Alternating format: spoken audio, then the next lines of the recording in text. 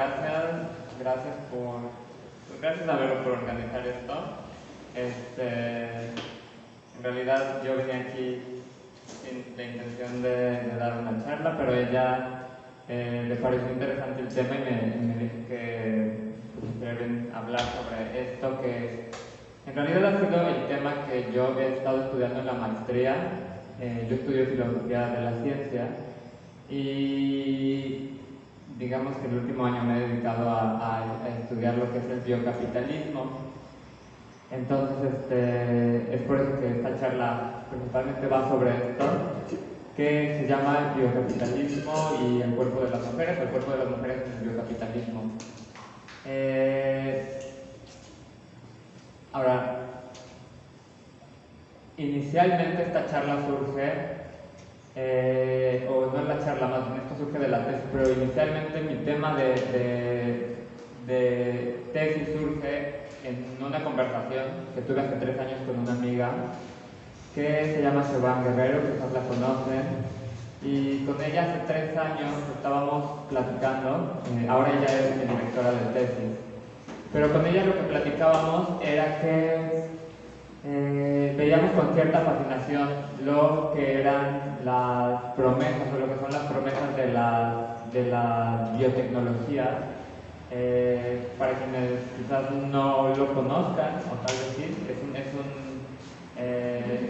quizás el discurso de la biotecnología hoy es más popular que hace tiempo, pero hace referencia a las tecnologías que podemos desarrollar con la modificación que le podemos hacer a los organismos, ¿no? A nivel molecular, a nivel celular.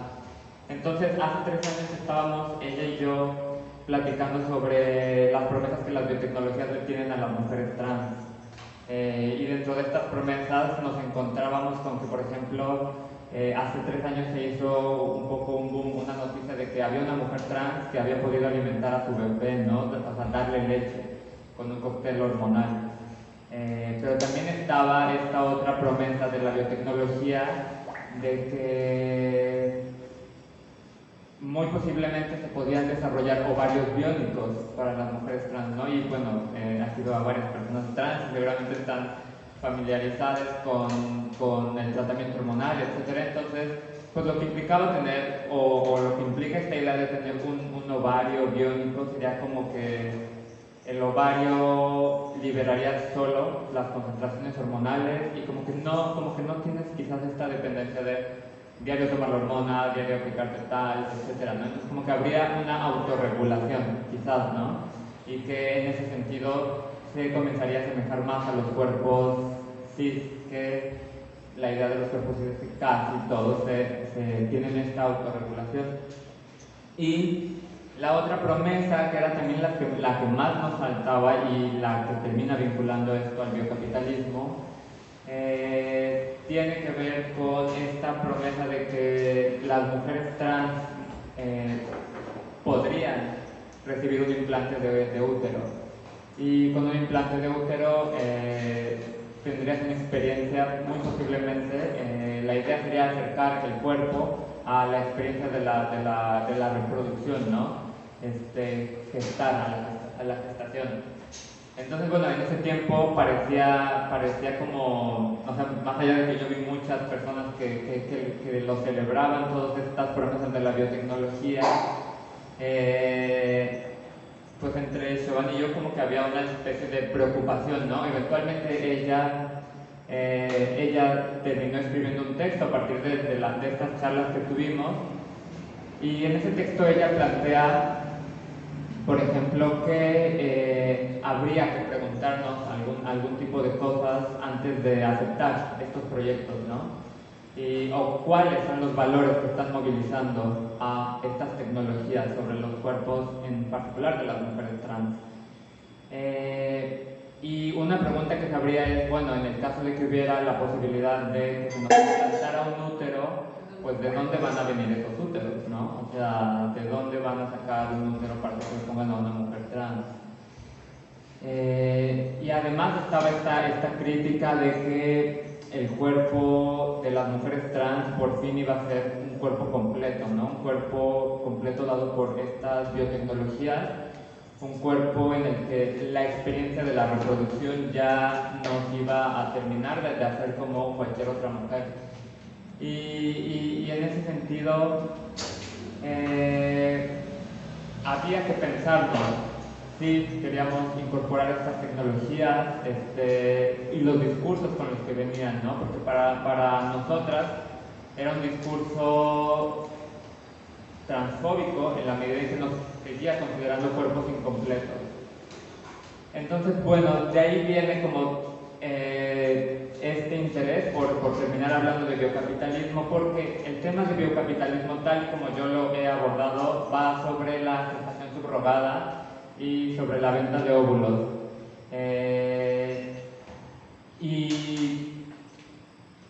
Y lo que pasó después de esa charla con Giovanna es que nos dimos cuenta que para poder entender lo que le estaba pasando al cuerpo de las mujeres trans, había que comprender lo que le estaba pasando al cuerpo en su conjunto de las mujeres.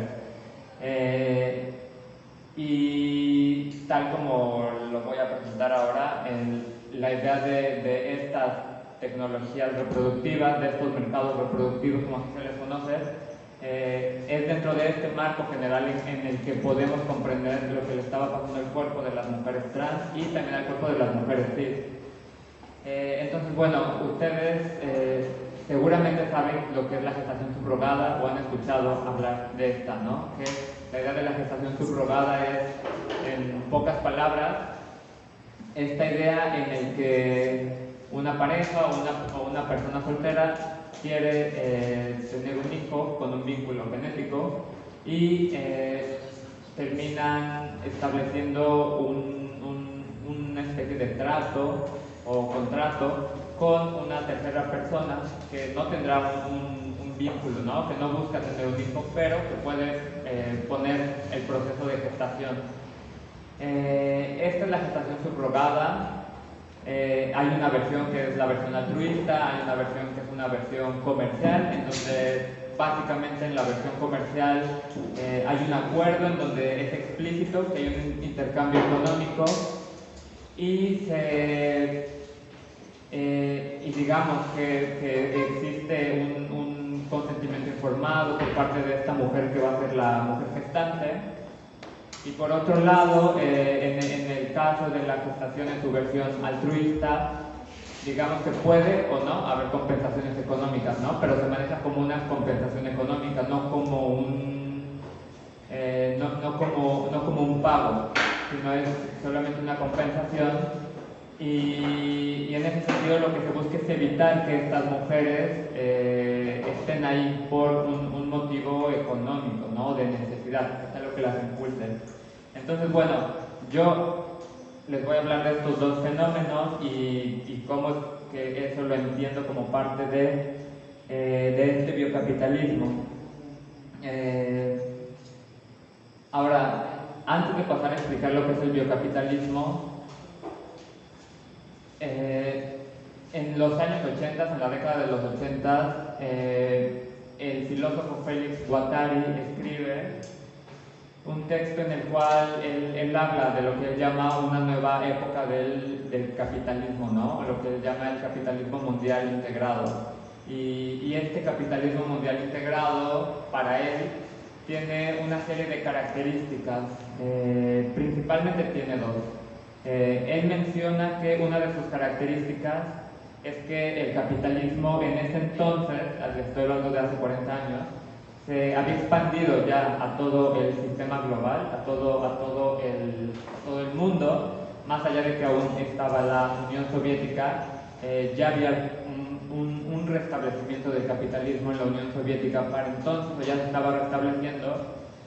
Y entonces lo que él dice es que este capitalismo mundial integrado tiene esta capacidad de que ya está globalizado, ya está en un vínculo en todos los rincones del planeta, y que esto lo hace con lo que él llama con procesos de desterritorialización, ¿no? Y esta idea de la desterritorialización hace referencia a la apropiación de nuevos territorios, pero también a reocupar territorios que el capitalismo por así ya tenía, ¿no? Formas de reinventarse. Y esto es importante porque este biocapitalismo, el cual yo he estado abordando, tiene que ver con una nueva manera, por así decirlo, en el que se va a territorializar o a desterritorializar el cuerpo humano, ¿no? Y en este caso el cuerpo de las mujeres. Otra característica que él menciona, que Félix Guattari menciona sobre este capitalismo mundial integrado también, es que el capitalismo se expande o se ha expandido en ese entonces a todas las facetas de nuestra vida, ¿no? Y en ese sentido pues hay que ubicar que en para los años 80 ya estaban avanzadas muchas políticas neoliberales en gran parte del mundo, ¿no?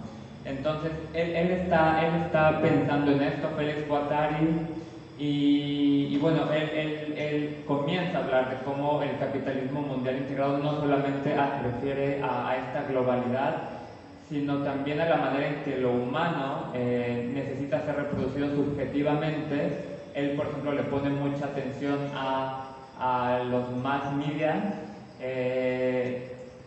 y él señala que el capitalismo requiere la creación de subjetividades para funcionar. Y en ese sentido también para él es un capitalismo mundial integrado, donde digamos que el capitalismo al mismo tiempo que extrae ganancias de los trabajadores en la fábrica o en los empleos, etcétera, para que todo esto termine de ejecutarse, él menciona que se requiere también la creación de subjetividad. Entonces él habla como de todo este andamiaje, y en ese sentido él habla también, por ejemplo, de que los afectos son necesarios para la configuración de este biocapitalismo.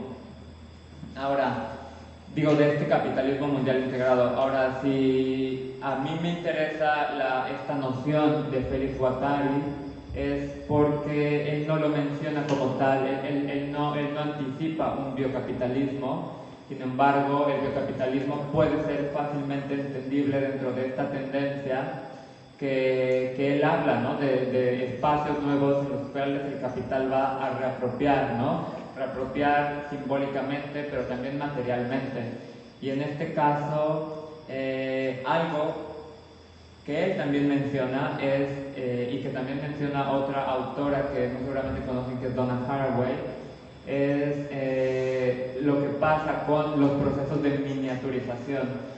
Y por procesos de miniaturización igual refieren al avance que están teniendo las tecnologías para la incorporación o para la vigilancia en el capitalismo, para conectar las economías globales, y lo menciona Félix Guattari y también lo menciona Haraway, pero quizás es Haraway quien lo menciona de una forma más explícita y me parece a mí más profunda, en el sentido de que ella hace una lectura muy atinada de cómo las tecnologías en el biocapitalismo a finales del siglo XX, a la par que posibilitan cosas, de igual forma pueden quedar insertas en proyectos de dominación, en proyectos de vigilancia, etc. Entonces, ambos anticipan cómo la tecnología es fundamental para el capitalismo. En el caso de Guattari, él menciona que las tecnologías son importantes por este desplazamiento que puede haber de la fuerza de trabajo, por así decirlo, y integrar más ganancias, pero también son importantes para estos procesos de recreación de la subjetividad.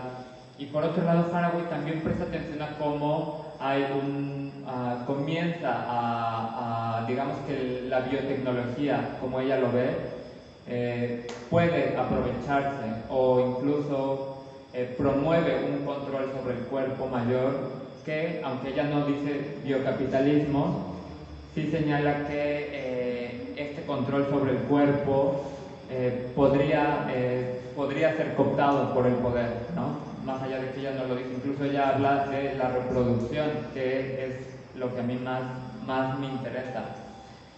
Entonces, bueno, habiendo mostrado este panorama general en el cual yo veo que surge el biocapitalismo, paso ahora a explicarles lo que es. Y bueno, el biocapitalismo es un término que surge dentro de los estudios sociales de la biología, estudios sociales y culturales de la biología, y busca captar el fenómeno en el cual las biociencias pues seguramente ubican la biología, biomedicina, bioquímica, etcétera, biología molecular, genética, todas esas biociencias quedan insertas dentro de proyectos económicos para la generación de ganancias. Este no es un término posmoderno, que se lo inventaron los posmodernos ni nada, ¿no? Más bien es una lectura que se hace principalmente desde los estudios sociales de la ciencia, de, por ejemplo, un documento que lanzó la OCDE a inicios de los 2000, en el 2004 en específico, y en el cual señalaba que hacia el año 2030 había que desarrollar economías apoyadas en los procesos biológicos o en los procesos, sí, principalmente en los procesos biológicos, pero pensados en distintos rubros, entre ellos el cuerpo, la salud, pero también estaban pensando, por ejemplo, en desarrollar economías con estos procesos, también en lo que tiene que ver con el medio ambiente, por ejemplo, quizás le suene la bioremediación, que es este proceso en el cual te ocupas seres vivos, principalmente bacterias, y puedes, por ejemplo, limpiar mares que estén sucios por contaminación por petróleo. Están, además de proyectos como los transgénicos forman parte también de esta idea de las bioeconomías, como también se les conoce. Y entonces, bueno, de ahí es de donde viene esta idea de biocapital, ¿no? De hecho, hay conferencias que se realizan en Europa, hay publicaciones dentro de la industria farmacéutica en donde se emplea esta idea de que hay un biocapital, es decir, hay un capital que se puede extraer o que puede ser extraído de los procesos biológicos. Entonces, es a eso a lo que refiere el concepto de biocapitalismo, a la incorporación de todos estos procesos dentro de empresas. Ahora, este concepto, tal por ejemplo como lo abordan los teóricos del biocapitalismo, ellos vienen de hacer una mezcla principalmente de Marx y de Foucault. Y en el caso de Marx intentan recuperar la idea, bueno, quizás es un Marx ya muy releído, pero intentan incorporar las dinámicas de trabajo, cómo de alguna manera quedarían dentro de dinámicas de trabajo los procesos vivos y de generación de ganancias. Y en el caso de Foucault retoman la idea de la biopolítica.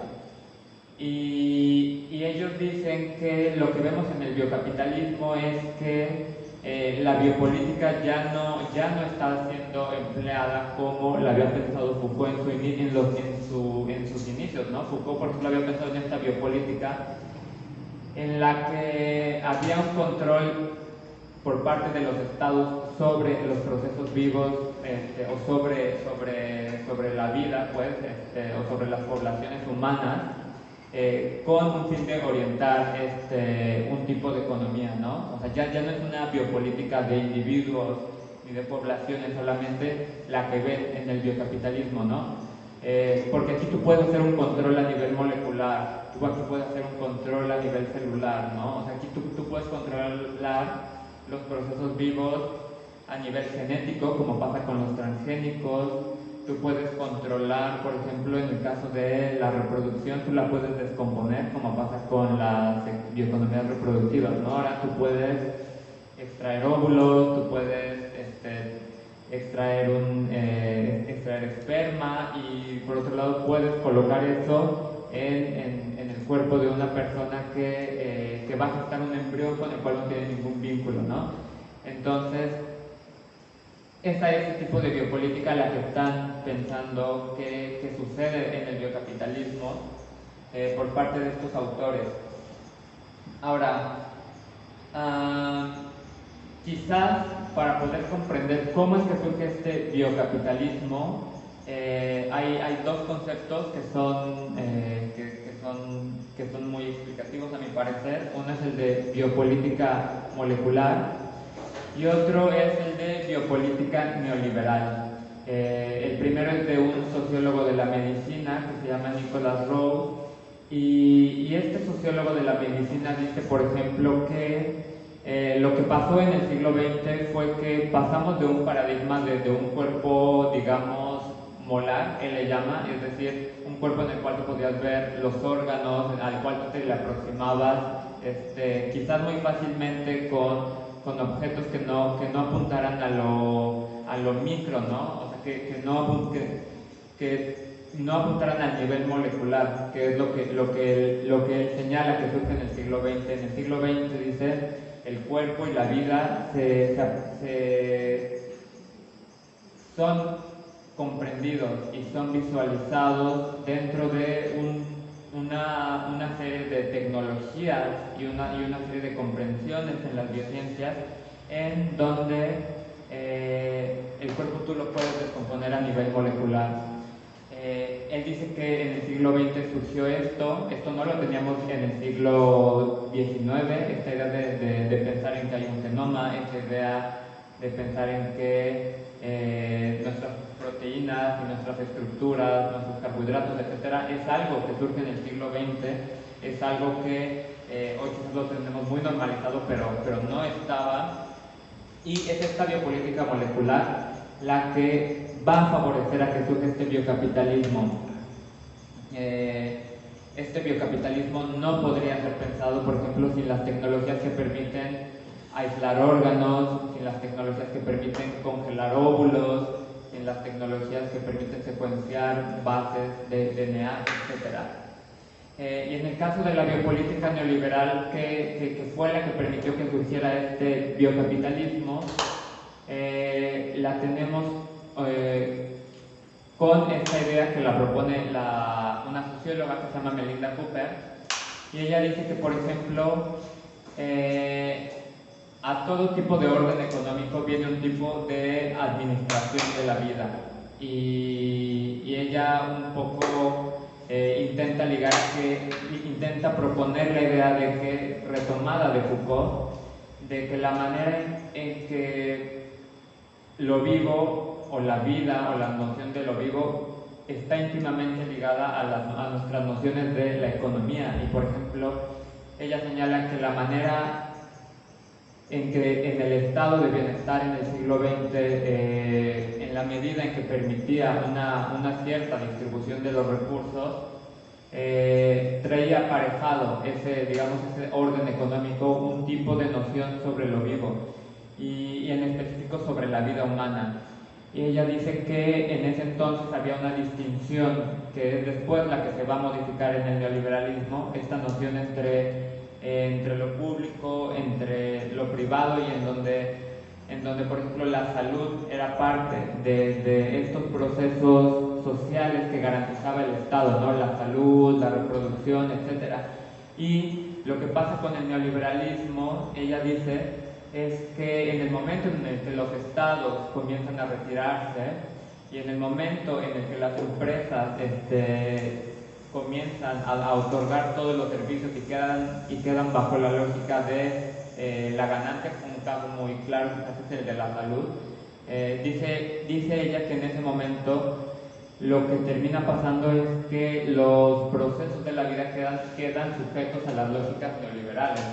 Entonces ella dice que lo que pasa con el neoliberalismo es que termina habiendo una gestión neoliberal o una biopolítica neoliberal que no solamente va a implicar a los cuerpos de los humanos, sino también a una manera de comprender la relación con los ecosistemas, etc. Entonces, bueno, digamos que esta es la idea del biocapitalismo. Hay biocapitalismo que implica, como ya lo mencioné, el cuerpo humano, pero no solamente el cuerpo humano, sino también que tiene que ver con otros organismos, ¿no? Como esta idea de los transgénicos, que es sobre plantas, hay sobre bacterias, pero bueno, el caso con el cuerpo de las mujeres es que viene este biocapitalismo que se instala sobre el cuerpo humano.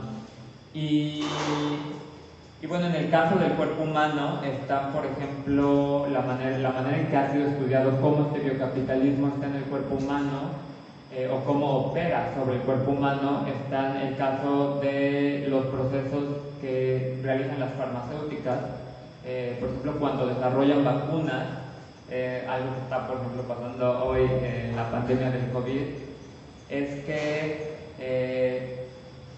en los procesos en los que se desarrollan vacunas termina sucediendo que determinados países ponen a sus poblaciones como lugares en los cuales hay que experimentar estas vacunas, y por el otro lado hay otras poblaciones, principalmente de los países del norte global o los países primermundistas, no sé qué otro nombre darle, en su mayoría países imperialistas también, que terminan consumiendo estas vacunas, ¿no? Entonces, los que estudian el cuerpo humano ven que, por ejemplo, un terreno de ejecución es la dinámica de las farmacéuticas, el desarrollo de medicamentos, el desarrollo de medicamentos en el sentido de que también se prueban en poblaciones de otras partes del mundo principalmente.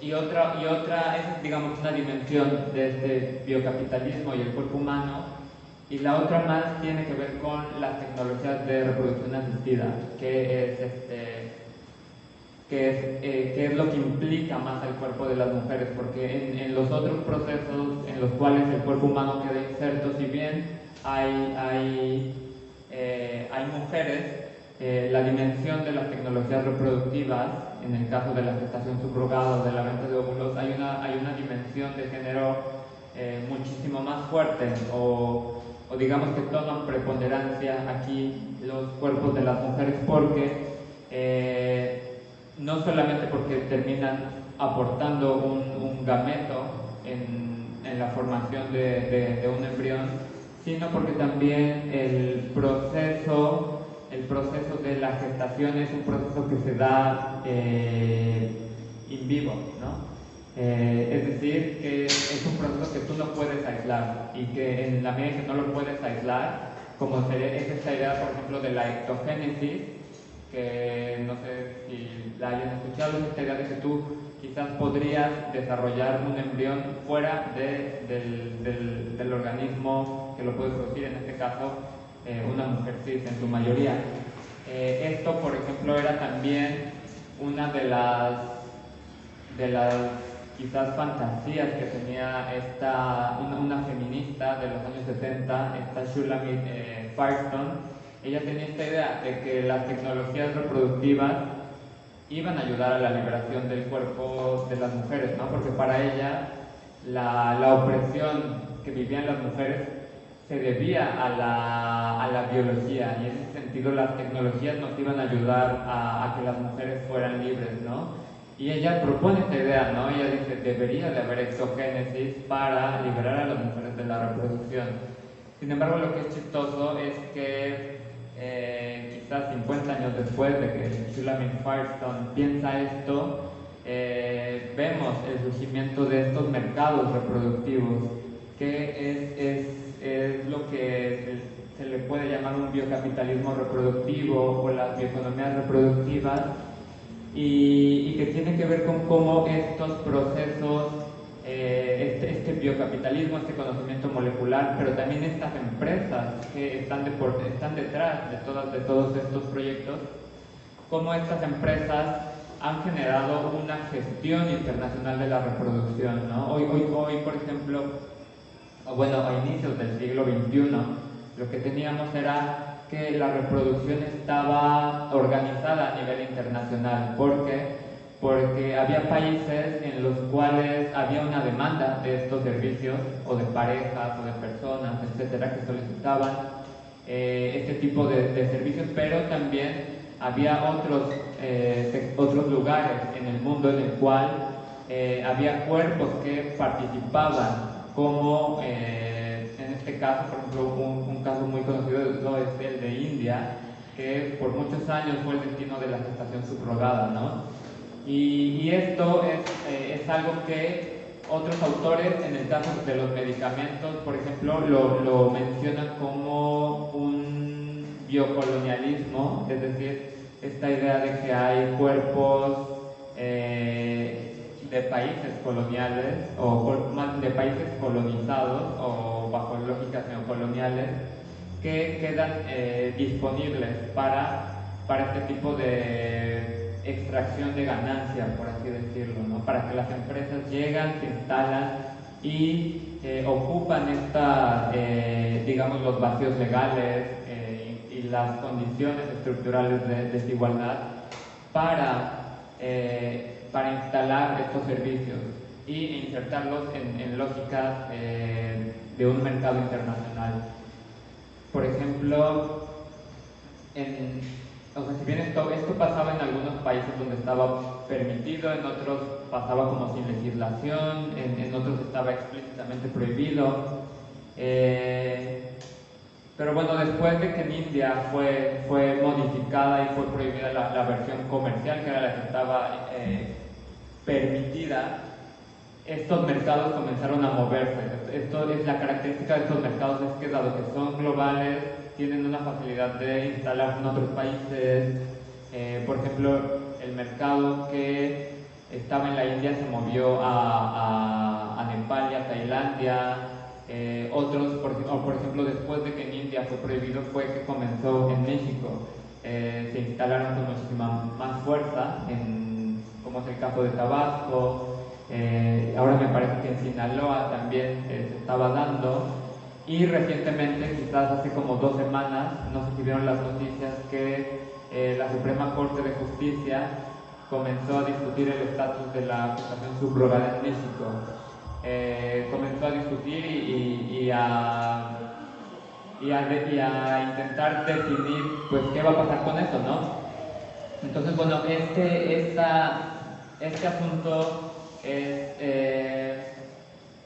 creo que tiene relevancia, pues, dado que hace 2 semanas la Suprema Corte de Justicia estaba hablando, ¿no?, sobre qué hacer con este tipo de mercados. Algo que también se ha señalado es que, por ejemplo, en la manera en que estos mercados están instalados con lógicas coloniales, también algo que se ha visto es que promueven una serie de lógicas sobre la blanquitud. Por ejemplo, el hecho de que antes en los años quizás 70, la gestación subrogada era posible porque con la existencia de la inseminación artificial, que primero surge dentro de la mecanización de la reproducción para la producción ganadera, de ahí vienen en realidad muchas de estas tecnologías. Cuando se comienza a aplicar la inseminación artificial en humanos, todavía no se podían extraer los óvulos. Entonces, digamos que las parejas o las personas que querían acceder a la gestación subrogada tenían que hacerlo tenían que acceder a cuerpos que se parecieran a sus demandas, ¿no? Y en este sentido muchos eran cuerpos blancos. En el momento en el que en los años de los 80 se pueden extraer los óvulos, que fue hasta los años 80, fue que estos mercados se movieron, por ejemplo, a India, ¿no? Y en el momento en el que tú puedes generar un embrión con gametos que proceden de personas blancas, este embrión, que podríamos pensar que es un embrión blanco, se puede instalar en el útero de una mujer que aparentemente no le da una carga genética, y puede conservar la blanquitud, ¿no? En ese sentido. Y es lo que pasaba con las mujeres en la India, es lo que pasa en un gran sentido, lo que pasa con México, que también vienen, por ejemplo, la mayoría de los servicios de gestación subrogada en México, el 95%, son solicitados por personas del extranjero, ¿no? Lo cual también ya habla de que estos mercados por quienes son consumidos.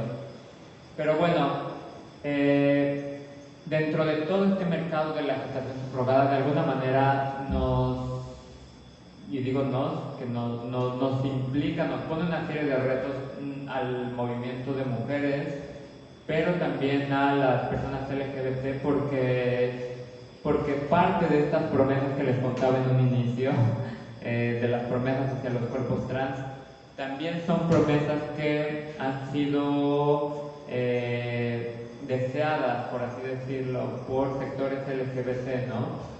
Con la idea de que con la gestación subrogada podemos poner en cuestión imaginarios cis heterosexuales sobre la reproducción, o la idea de que ya no hay nada imposible para tener vínculo genético, o la idea de que la reproducción ya no es propiamente de cuerpos cis heterosexuales, sino que ya cualquier cuerpo, sin importar la orientación sexual o la identidad de género, puede acceder a la reproducción. Y si bien yo creo que muchas tecnologías reproductivas nos ayudan a romper imaginarios cis heterosexuales, creo que también tenemos que pensar como movimiento, como personas LGBT que somos muchas, y también muchas mujeres cisgénero,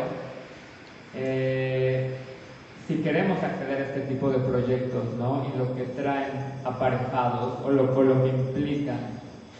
Y una pregunta que quizás se nos abre es: ¿qué pasa con la justicia que traen estos proyectos, ¿no? Quizás a quién le están haciendo justicia estos proyectos, porque por un lado podemos considerar que estos proyectos nos están haciendo justicia a las personas LGBT al acceder a la gestación subrogada, ¿no? O al acceder a un útero en el caso de las mujeres trans, ¿no? Quizás decimos, la tecnología nos está haciendo justicia, pero también la pregunta aquí es si queremos hacernos justicia vulnerando otros cuerpos, ¿no? O con proyectos que vulneren otro tipo de cuerpos, como serían los implicados en la gestación subrogada.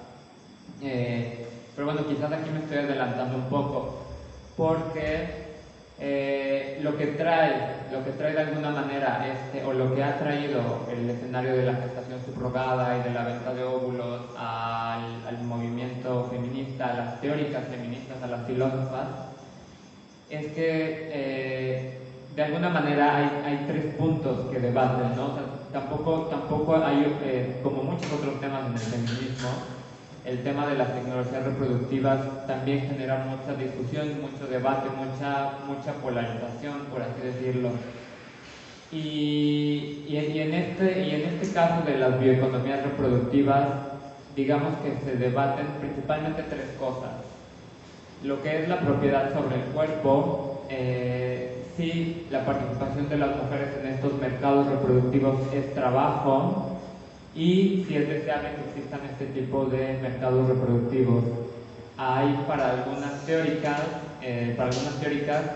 y de hecho hay grupos feministas que sí defienden la gestación subrogada o defienden, digamos, todos estos proyectos bajo la idea de que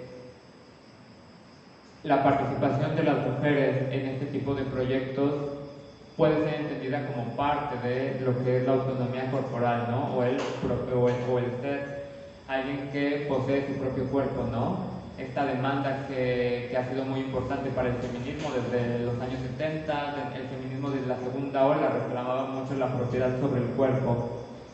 Y para algunas esto es un trabajo, ¿no? Muchas veces hemos escuchado esto de que el trabajo que históricamente han realizado las mujeres no ha sido reconocido, ¿no? Y bajo esta idea también hay quienes dicen, bueno, la reproducción pues siempre es un trabajo, deberíamos de llevarla a reconocerla y a convertirla en un trabajo viable, ¿no? Permitiendo estos mercados. Es lo que dicen algunas autoras. Y en ese sentido hay quienes terminan, por ejemplo, defendiendo o permitiendo o acercándose a los estados para que este tipo de prácticas terminen siendo reguladas al interior, ¿no?, de los países. Yo conozco algunos grupos feministas que se mueven bajo estos ejes, ¿no?, de la autonomía corporal, del trabajo, y de que al final es un espacio en el cual las mujeres también van a poder mejorar su situación de vida. Ahora, por otro lado, hay otra serie de críticas que han hecho algunas autoras. Por ejemplo, hay una filósofa que se llama Phillips, que ella, junto con otras, señalan que, por ejemplo, ella en específico menciona que el lenguaje de la propiedad sobre el cuerpo, que ha estado muy presente en el feminismo, es un lenguaje que quizás y la noción de la propiedad sobre el cuerpo quizás la tendríamos que matizar o tener un poco de cuidado con la idea de la propiedad sobre el cuerpo, porque ella dice que quizás lo que estaría pasando es que el cuerpo termina siendo concebido con una noción de propiedad, como si fuera una propiedad capitalista, como una propiedad, como un medio de producción, y en ese sentido eso permitiría muy fácilmente llevarla a estos mercados reproductivos, ¿no? Ella de hecho alerta de cómo la noción de propiedad por ejemplo, puede ser favorecedora para este tipo de proyectos, ¿no? Y por ejemplo, una anécdota es que cuando estaba investigando este tipo de cosas, me encontré en YouTube un debate sobre la gestación subrogada entre un médico y una feminista, un médico de una clínica privada que promovía la gestación subrogada, y la feminista, que ella decía que pues que no, que había que oponernos, etcétera. Pero el argumento muy interesante de este médico era que decía que la gestación subrogada no se le podía oponer porque se apoyaba en los mismos principios del feminismo, por así decirlo, ¿no? O los mismos ideales del feminismo, que era el poseer tu propio cuerpo y en ese sentido llevarlo, ¿no? De alguna manera sería una instancia en la que tú adquieres, digamos, ese control y realizas por esa vía la autonomía corporal. Es un argumento que me parece muy interesante, no es el único al cual se lo he escuchado, pero un poco la idea va por ahí. Entonces, algo que señala esta filósofa que se llama Phillips es que el cuerpo, o sea, esta idea de la propiedad sobre el cuerpo termina generando una falsa idea dicotómica de que yo soy una cosa distinta a mi cuerpo, ¿no? O sea, como que yo me puedo separar de mi cuerpo en la medida en que tú rentas las capacidades quizás y yo me mantengo como ausente, ¿no? Ella dice que lo que pasa con la noción de propiedad sobre el cuerpo es que se instala esta dicotomía mente-cuerpo. Mente-cuerpo en donde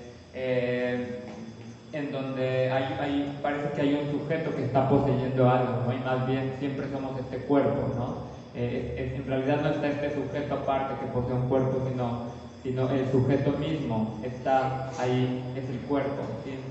Entonces, ella dice que no nos podemos oponer a los mercados reproductivos diciendo que porque mercantilizan el cuerpo, ¿no? Porque ella dice, de alguna manera todos nuestros cuerpos son mercantilizados cuando trabajamos, porque todo tipo de trabajo requiere el cuerpo, ¿no? Precisamente si vamos en contra como de esta idea dicotómica de hay una mente por un lado y un cuerpo por otro, bueno, todos los trabajos en cierta medida implican el cuerpo. Entonces ella dice, no podemos decir que estamos en contra de estos mercados reproductivos porque estamos en contra de que se mercantilice el cuerpo. Lo que ella dice es, bueno, debemos de tener cuidado porque hay trabajos en los cuales el cuerpo queda mayormente expuesto y quizás esos son los que nos deberían de preocupar, ¿no? Ella dice que en todos los trabajos hay cierta pérdida de una autonomía corporal pensemos en las jornadas de trabajo, no todo el mundo, o sea, sí está bien, te contratan como para estar en una computadora y todo, pero tienen cierto control sobre ti 8 horas, ¿no? O sea, no puedes fumar, no puedes, yo qué sé, o sea, ahora el trabajo en Zoom, hasta les revisan que no vayan al baño tanto tiempo, o no sé, hay un control sobre el cuerpo y de alguna manera en todos los trabajos hay un control sobre el cuerpo, pero por ejemplo ella dice que lo que pasa en la gestación subrogada es que el control del cuerpo se lleva al máximo, es un control máximo porque tú no estás 8 horas en el control de la gestación subrogada, tú estás 9 meses. Y en ese sentido excede el tiempo de cualquier jornada laboral, ¿no?, que conocemos. Entonces ella dice que, y de hecho algo que se desprende de todo esto que ella nos dice es que de alguna manera la gestación subrogada más bien en vez de promover la autonomía corporal de las mujeres la termina restringiendo, porque el hecho de que las mujeres terminen en este tipo por así decirlo, de proyectos, las termina colocando en situaciones de mayor pérdida de la autonomía corporal, ¿no? Es un control médico, hay muchos riesgos corporales, pero sobre todo algo que pasaba en India es que a las mujeres que llevaban adelante la gestación subrogada las tenían 9 meses en un tipo hotel, ¿no?, como en un tipo hospital, en donde, dado que estaban dando un servicio a parejas extranjeras, pues debían de alguna manera de permanecer ahí, tener un control sobre lo que comían, que no fumaran, que no, etcétera, etcétera, etcétera. Entonces, están este tipo de planteamientos, o sea, la discusión hoy en día es, digamos, así, ¿no? Pero también algo que han señalado otras autoras, y ya casi termino, se los prometo, es que han señalado que también algo que ha pasado en el feminismo es que la noción de propiedad, como ya se los mencioné, paradójicamente o contradictoriamente o chistosamente, ha quedado como un equivalente a esta propiedad, pero que se puede vender en un contexto, en un contexto neoliberal, en el cual todo adquiere el significado de intercambiable. Entonces ellas alertan sobre la noción de propiedad y hasta dónde queremos llevar la retórica de que somos dueñas de nuestro cuerpo o de que somos propietarias, sobre todo propietarias, por ejemplo, porque la noción de propiedad, que la podemos rastrear hasta Locke, hasta John Locke, sí hace un equivalente de la noción de propiedad como esto que puede ser intercambiado como una cosa, ¿no? Y él específicamente estaba pensando en la propiedad capitalista, ¿no?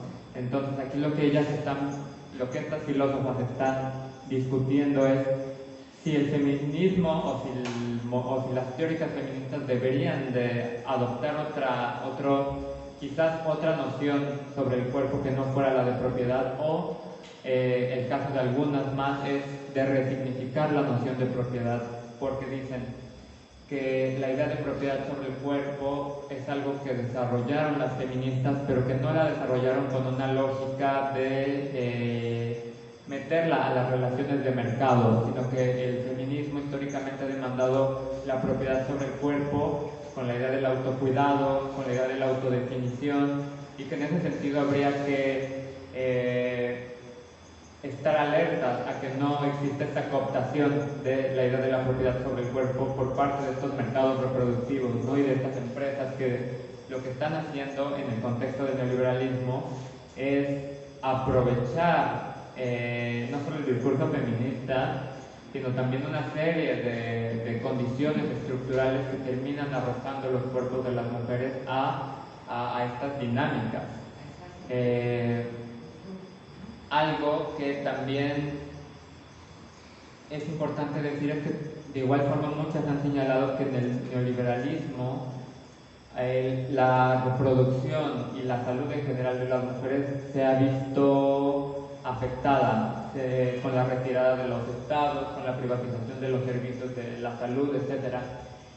y que chistosamente también en lugares como la India tenías estas empresas ubicadas. India, siendo uno de los países con una alta tasa de mortalidad de mujeres embarazadas, entonces tú tenías esos espacios con la tecnología de punta en reproducción. Pues imagínense cuánta tecnología no se requiere para generar un embrión con fertilización in vitro y luego implantarlo. Entonces, lo que tú tenías eran estas empresas con esta gran tecnología, y por otro lado tenías a las mujeres que no tenían acceso a los servicios básicos de derechos reproductivos y sexuales. Algo que es chistoso es que en muchos lados en la India no estaba el aborto permitido, y lo chistoso también es que la gestación subrogada requiere que las mujeres abdiquen del derecho al aborto, ¿no? Porque algo que pasa en el caso de la gestación subrogada es que las mujeres no pueden abortar por ese tiempo, ¿no? Y bueno, y si abortan hay una penalización económica, que de hecho para algunas eso sería pues una idea de que no les están pagando como tal por un servicio, sino por un producto, y en ese sentido por un bebé. Y hay quienes dicen que eso sería como un mercado de bebés. Hay también opiniones encontradas. Hay quienes dicen que plantearlo como un mercado de bebés solamente es hacer amarillismo con lo que pasa, pero para otras es decir las cosas quizás como ellas lo ven. Y pues bueno, el otro argumento que señala la filósofa Anne Phillips, que dice, ella dice que, por ejemplo, si bien no hay que ponernos a la idea de que el cuerpo se mercantilice porque no nos funciona, ella dice que sí se opondría, por ejemplo, a la idea de que existan estos mercados reproductivos, ¿no? A la idea de que existan mercados, a la idea de que, por ejemplo, en el caso de la venta de óvulos, lo que hay catálogos. O sea, tú quieres un óvulo de alguien blanco, de alguien que tenga un atractivo físico, con tal nivel educativo. O sea, todo esto se vende, ¿no? Y por ejemplo en California es donde más existen estos catálogos, y es ahí en donde digamos se termina poniendo un precio que termina siendo por el óvulo y por la procedencia, ¿no? De los gametos, también de los espermas. Entonces, hay quienes dicen que si existieran los mercados reproductivos, por ejemplo, sería permitir que se formara de alguna manera un tipo de jerarquización social, y que tendríamos que pensar en las personas que van a venir con esos óvulos, ¿no? Con ese material gamético, en donde es una pregunta ética y es una pregunta moral, en la medida en que al final hay un derecho a saber de dónde procedemos, incluso para quienes vengan de estas tecnologías. De hecho, hay un debate en las tecnologías reproductivas si, por ejemplo, las personas que nacen de este tipo de tecnologías deberían de saber de quiénes son digamos, sus vínculos genéticos, ¿no? Y entonces dicen que si tú promueves el ponerle precio a los gametos y generar mercados de venta de óvulos o de gametos, también estás promoviendo una jerarquía y en donde habría ciertas características que valdrían más. Y claro, o sea, ya la sociedad obviamente de alguna manera estamos bombardeadas con esta idea de que hay algo que vale más, ¿no? O sea, sabemos que la blanquitud tiene un valor social mayor, pero ponerle un valor económico sería promover aún más fuerte esta idea. Y por último, algo que señala también esta autora es que para la idea de la gestación subrogada y en general la venta de óvulos, en específico la gestación subrogada, es que ella se opone a los mercados reproductivos porque dice que se apoyan en la desigualdad. Es decir, que ellos para su existencia dependen de que existan condiciones desiguales. Ella dice que quien se mete a un mercado en el cual tú no tienes que dar una destreza, no tienes que dar una habilidad, tú lo que tienes que dar es una capacidad biológica, una función biológica. Dice, en el momento en el que alguien se mete a eso, en su mayoría es promovido por las condiciones de desigualdad, ¿no? Ella, por ejemplo, también toma el caso de la venta de riñones, ¿no? Ella dice, ¿quién va a vender un riñón? Pues va a vender un riñón quien necesite el dinero para vender un riñón, ¿no? Dice, la gente no llega a este tipo de mercados por habilidades, porque les gusta vender un riñón, ¿no? Y una vez más, está esta idea del cuerpo como propiedad, porque en efecto, no sé, si tú tuvieras una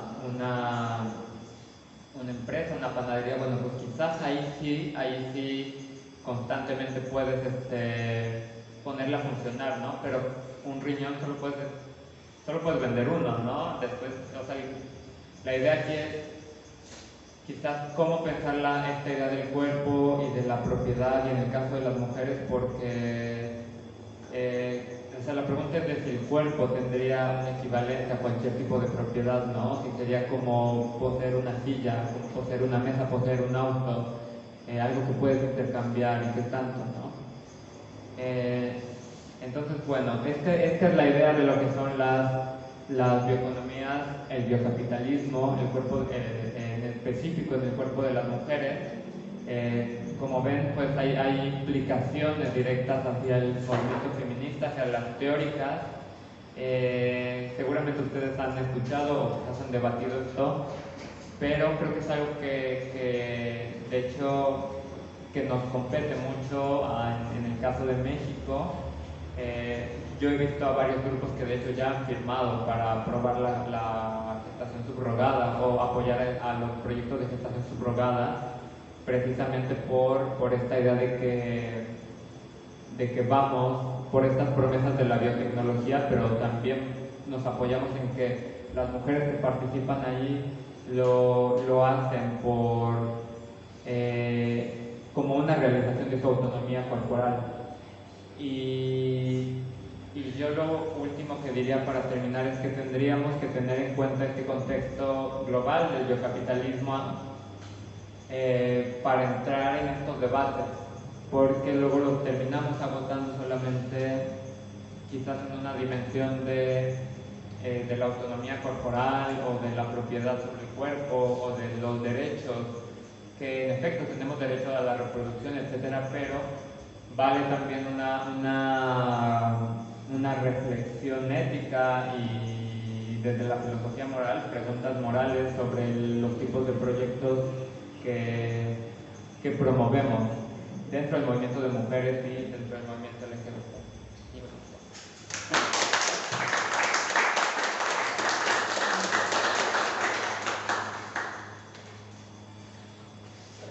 Bueno, pueden haber preguntas. ¿Sí hay tiempo o ya no hay tiempo? Sí.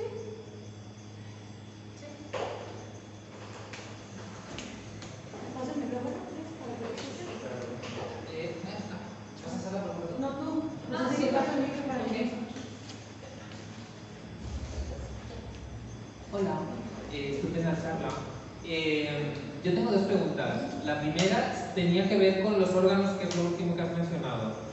En este debate sobre la autonomía y la propiedad de los cuerpos, en donde tenemos a un movimiento feminista y donde tenemos también a médicos y gente que está a favor de la gestación subrogada, donde sitúan una de estas mercancías que es de los inicios del biocapitalismo, o incluso antes, que es la venta de órganos, el tráfico de órganos, la donación, los trasplantes.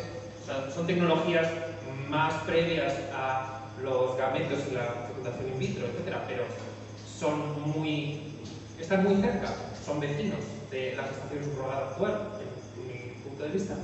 Y la segunda pregunta tiene que ver con la idea de justicia a las personas LGTB que has mencionado. Las mujeres trans, cuando tomamos hormonas, se nos diga o no se nos diga, se nos está esterilizando de facto. porque estamos tomando unos productos que no están hechos para nosotras, sino que están diseñados para gente cis, y acaban de forma efectiva con nuestro derecho a la salud reproductiva. En cambio, no existen, o a lo mejor sí, formas de reparar esa injusticia que está ejerciendo el Estado con nosotros para garantizar un derecho básico.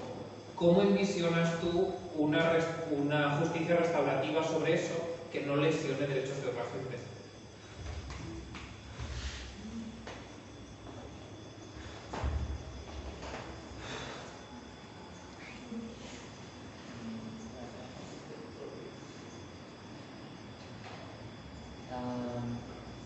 Sí, en el caso de la primera pregunta de dónde sitúa la venta de órganos, hay un antropólogo que se llama Klaus Hoyer, y ni siquiera sé si lo estoy pronunciando bien porque él me parece que es holandés, y él dice que en efecto si queremos hacer una historización de cuándo el cuerpo humano queda inserto en lógicas económicas ligadas a los procesos de la biomedicina, por así decirlo, o de la medicina, pues tendríamos que irnos mucho más atrás, ¿no? En efecto, al caso de la venta de órganos o la posibilidad de sacar órganos es algo que se pudo hacer después de la Segunda Guerra Mundial con el desarrollo de lo que se llaman de la medicina regenerativa de primera generación. La medicina regenerativa de primera generación es esta, la del intercambio la que posibilita la donación de órganos. La de segunda generación es esta idea de que puedes generar un órgano, ¿no? Según la idea de que vas a poder generar un órgano 3D, o que puedes hacer un cultivo y sacar un órgano. Es una promesa, pues, del biocapitalismo. Pero sí, él dice que desde los años 40 podríamos ir, y que incluso tú lo puedes rastrear aún más atrás, al momento en el que hay material biológico que también entra a intercambios mercantiles, y desde inicios del siglo XX la orina para la extracción de hormonas, o sea que de ahí vienen mucha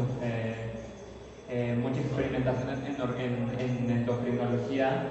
Eso pasaba ya a inicios del siglo XX, y que esta mercantilización, por así decirlo, ya venía ocurriendo.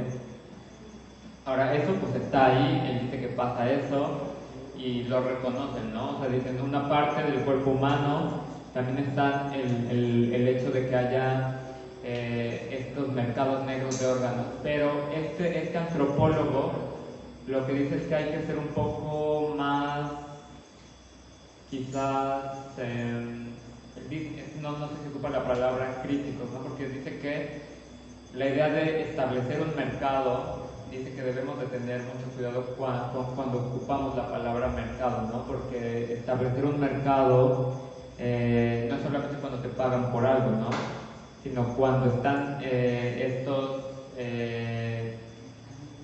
esta serie de andamiajes quizás legales, sociales, pero también está esta posibilidad de que haya esta circulación de los precios que se le van a poner a los órganos, etc. Y dicen que el mercado de órganos no funciona como tal como un mercado, aunque sí se apoya dentro de la desigualdad y la necesidad de que haya alguien que quiera vender un órgano.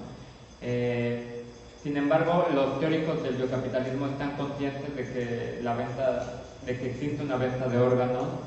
Algunos dicen que no es como tal un mercado porque no cumple con las características de lo que tendría que ser un mercado, como en el caso de la gestación subrogada y de la venta de óvulos, que sí son explícitamente mercados, en donde los están ofertando a nivel internacional, están circulando, incluso el más liberalizado es el de California, en donde tú puedes manejar los precios como quieras, ¿no? Tú puedes subirlos tanto como quieras, bajarlos tanto como quieras. Y por otro lado, en el caso de la pregunta sobre la justicia, el cuerpo trans y la esterilización, esta es una pregunta muy interesante porque hay algo que se llama el movimiento de la justicia reproductiva o la teoría de la justicia reproductiva, y este movimiento, o lo que dice la teoría de la justicia reproductiva, es que esta viene de las mujeres de color en Estados Unidos en los años 90, surge, y ellas surgen, digamos, por una serie de reflexiones y críticas que le tienen a las feministas, que hacen hacia las feministas blancas. Y ellas dicen que el pensar los derechos reproductivos solamente enfocados en el aborto es solamente continuar promoviendo las demandas y las perspectivas de las mujeres blancas. Y ellas dicen esto porque dicen, esperen, o sea, antes de pensar solamente en aborto, pues vean nuestra historia como mujeres de color, ¿no? Y lo que ellas dicen es que históricamente a las mujeres blancas se les aplicaron políticas pronatalistas para fundar un Estado-nación blanco, ¿no? Es decir, había mujeres blancas pues que tengan hijos, ¿no? Que no aborten. Y en el caso, dicen, las mujeres negras y las mujeres nativas, se les aplicaba un control de la reproducción para eran básicamente políticas antinatalistas, ¿no? Esterilización forzada o desintegración familiar, ¿no? Con esta idea de que hay mujeres negras que no pueden ser madres, o que no son la buena madre, o que que el Estado les quitaba a sus hijos, etc. Entonces, bueno, esto viene a que ellas reclaman la idea de la reproducción como un derecho, como tú lo planteas, ¿no? Y en eso, aunque ellas no lo mencionan, ellas también hablan de los cuerpos trans que entrarían como parte de esta lucha por la justicia reproductiva. Y bueno, ellas no lo mencionan, pero ya con lo que tú dices, yo estoy de acuerdo en que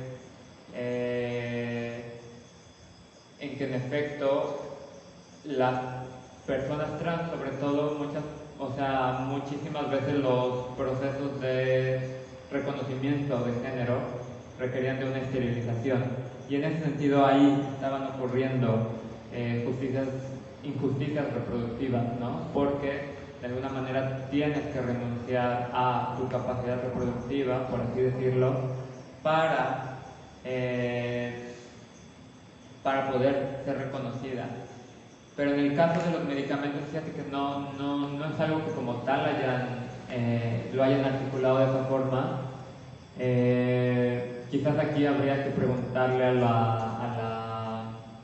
la gente que está en biomedicina, ¿no? Si podrían pensar medicamentos que no comprometan nuestra capacidad reproductiva, porque algo que es muy sabido y que se ha estudiado mucho en lo que se llaman las epistemologías feministas es que la manera en que conocemos los cuerpos o la manera en que generamos conocimiento sobre los cuerpos y lo universalizamos muchísimas veces ya viene con sesgos de género, y algo que se sabe es que la manera en que se ha estudiado, por ejemplo, el infarto o algunas enfermedades se han hecho en hombres, en cuerpos de hombres, y de pronto eso impide ver cómo opera tal cosa en el cuerpo de las mujeres, ¿no? O sea, que un infarto, pues lo más común en el cuerpo de las mujeres es que tengan un dolor abdominal o de estómago, ¿no? Y siempre se pensó que era el dolor en el brazo, que es lo que más le pasa a los hombres. Algo así algo así se ha criticado en relación a los cuerpos cis y trans, es decir, que la medicina también está pensada para los cuerpos cis. Desconocen mucho de nuestros cuerpos, desconocen mucho incluso de qué va a pasar con una persona que consume hormonas por tantas décadas, ¿no? O sea, todo eso lo desconocemos. Y yo creo que a nivel de la justicia reproductiva también podríamos hacerle enjuiciar de alguna manera o de preguntarle eso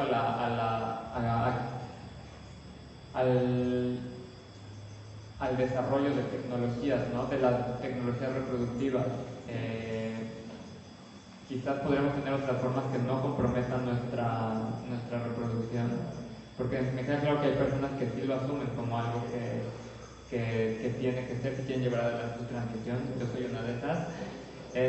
Pero también estoy consciente de que para muchas personas trans sí es algo que les atraviesa y que no tendrían que pasar si no quieren. Está, por ejemplo, esta idea de que los cuerpos trans puedan resguardar esperma o gametos, ¿no?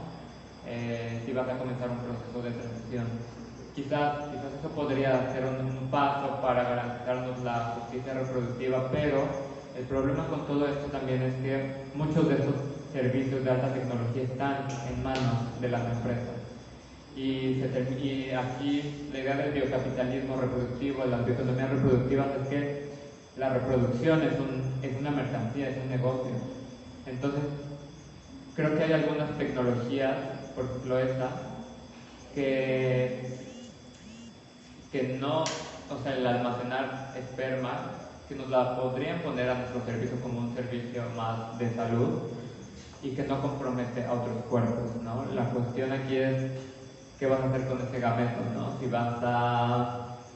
me queda claro que en el caso de las mujeres cis lesbianas o una mujer cis y una mujer trans lesbiana, o sea, esto puede funcionar, ¿no? O sea, hay combinaciones en donde funcionaría, pero ¿qué pasa en aquellas combinaciones en las cuales quizás requieres un tercer cuerpo que realice la gestación, ¿no? Y ahí es donde nos volvemos a meter con el tema ético, político de la gestación subrogada. Y también algo que es importante decir, ya para terminar de responder esto, es que muchos de estos mercados reproductivos surgieron también porque las políticas hacia la adopción se fueron poniendo un poco más difíciles en el caso de Estados Unidos. Entonces, mucho también una crítica que se le ha hecho en general a las tecnologías reproductivas es esta idea de que el vínculo, o sea, se asientan mucho en el imperativo que tiene el vínculo biológico para la reproducción. Y bueno, el pensar en la adopción también trae una serie de compromisos políticos con cómo concebimos el parentesco y la propia reproducción, ¿no? Porque decía Donna Haraway que la idea de la reproducción del hombre blanco es esta idea de que en el vínculo genético está él mismo, ¿no? Está como si él mismo estuviera pasando todo lo que significa, ¿no? Y parece que si no está ese vínculo genético es como una reproducción fallida o es una reproducción falsa. Entonces yo creo que también el movimiento LGBT trans de la diversidad tendría que pensar hacia qué tanto ejecutamos este tipo de tecnologías, ¿no? Y creo que en general, o sea, las tecnologías reproductivas son para todos los cuerpos y de alguna manera ahí hay una tarea.